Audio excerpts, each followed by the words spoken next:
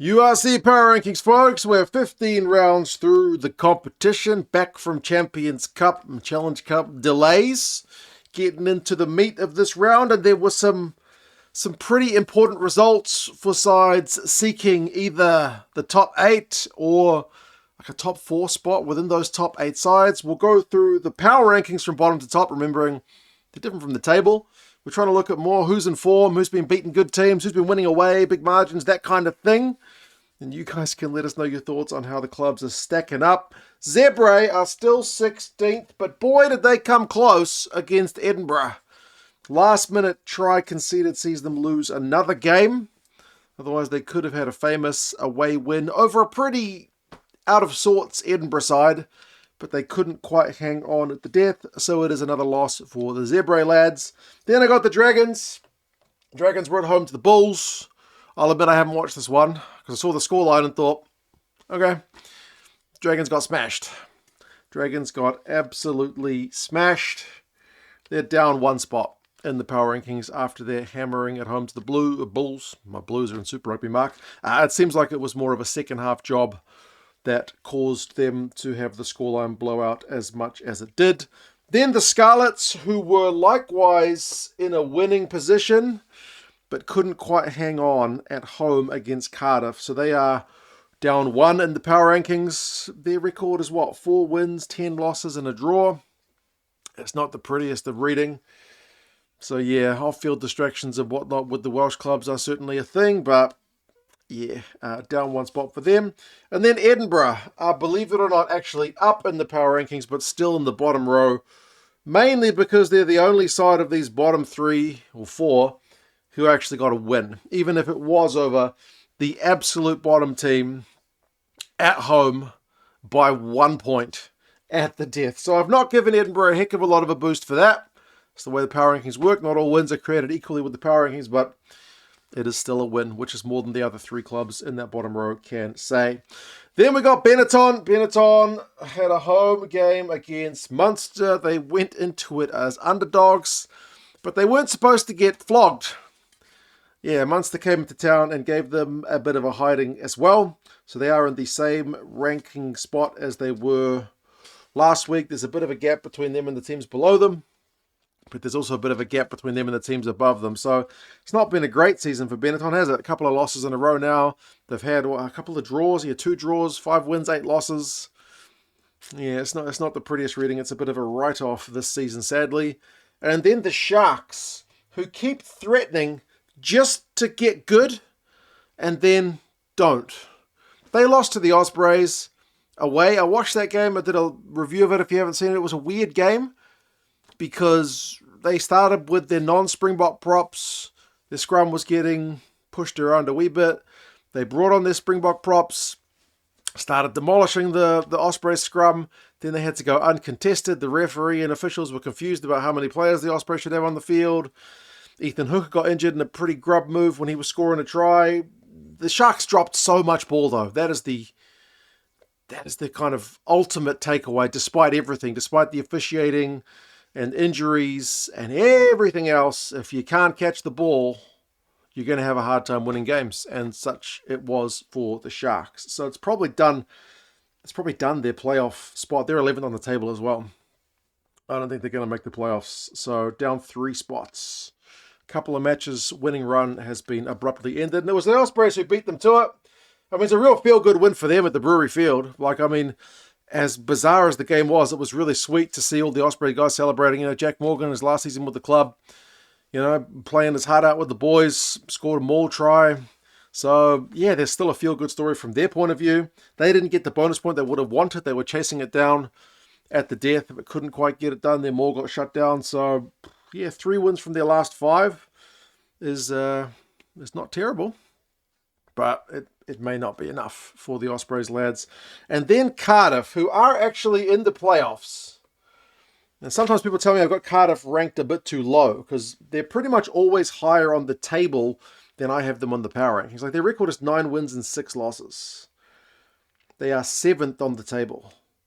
And they did win, but they are in the same spot as last week. Partly because they only beat the Scarlets. And it's maybe one of the things about the way I do the power rankings as I I kind of give teams more of a boost if they win against big opponents. And the teams that the Cardiff guys are playing, like the likes of the Dragons and the Scarlets, who they get to play doubly as much as everyone else, they're not the biggest scalps to gather. So that just kind of works against them in power rankings. I've still given them a boost for getting an away win. An away win is an away win. They had to come back from behind to get the away win. So there's some mental fortitude shown from the lads there. But yeah, power rankings wise, they are in the same spot as last round, despite the fact that they did get in a narrow away win. Now the top half, Ulster. Ulster are kind of hanging on, aren't they? What are they in the actual log? 6th. 5th. With 9 and 6 as well. They lost to Leinster at home. It's only their second home loss of the season. Like, they gave themselves quite the mountain to climb by shipping how many points early. We did a review for this match as well. They were chasing this game. And then they finally came alive and gave it a good crack, but it was a little bit too little too late for Ulster. But yeah, their recent form is not that great. They've beaten, 2 teams of their last 5, and those 2 teams I think were Zebra and Edinburgh. Not exactly the biggest scalps again, so it's a little bit faltering. Ulster are obviously having a much better season than last year. They've played amazingly well at times. They played well in periods of that Leinster loss, but it is another loss for the Ulster men. Then I have Munster, who are up on the power rankings. Their form has been a little bit faltering as well, but they look good against Benetton. They needed kind of a feel-good, get things to click game, and maybe this was the one. Bounce back after that South African tour, which didn't bear any fruit. So, yeah, maybe this is a I don't know, like a good boost for the boys' confidence as we head into the business end of the season. They can focus on the Champions Cup, on the URC. No Challenge Cup, no Champions Cup to worry about. So focus on the URC. They led this game for like 70 plus minutes. Yeah, that was just what the doctor ordered, I think, for the Munster lads. They are up a whopping 4 spots. Partly because like Ulster lost, Sharks lost, Benetton lost. Like the teams around them that might have been in that kind of same conversation lost. And as I said, I didn't give Cardiff a huge boost with their win. Then I got the Stormers. The Stormers are doing cracking on the actual log. They're what, 2nd? Yeah. But they lost to Connacht at home. They were unbelievable favourites going into that game. Huge favourites. Like Connacht have been on a great run. But they still had the South African tour to come, and it was like, they're probably going to fall short. But Connacht got a win. The Stormers, I watched this game. It was wet, I know that. And they were on a decent winning run, and they were leading for, I feel like, most of this game. But every time they would score, they would kind of let Connacht back in. Like there was one, it was like straight from the restart. Letting the ball bounce. Some of it was just kind of schoolboy stuff from the Stormers, like bizarre. Their record is 11-4. So their record is still very good. They're still sitting pretty on the actual table. But I've punished them for that loss because you're not supposed to be losing at home in that game if you're like the second or first team in the competition. Then the Bulls run still goes on. I've got them ranked higher on the power rankings to the kind of flip of the Stormers. The Bulls are 8th. I've got them 5th because their recent form is genuinely pretty good. They flogged the Dragons, which was, it's an away trip, but it was a Welsh club. The South African sides usually do well against the Welsh teams. Don't tell the Sharks that. But, they put on a big scoreline. Really, really impressive from the Bulls. Just what they needed. They've won like 6 of their last 7. So the Bulls are making a good run at the right time after some kind of faltering moments throughout the season. Big second half. Then the top 4. Glasgow, who are the top-ranked side. They've got some injuries. They've maybe got a little bit of a Champions Cup exit hangover. They got handled by the Lions. I watched that game as well. The Lions play some pretty electric rugby. Glasgow scored a few nice tries of their own. I know they're without some players. The injury list and whatnot is long down in South Africa, but if you're the top side, you're not supposed to be getting absolutely manhandled, and they did. So, down 3 spots on the power rankings.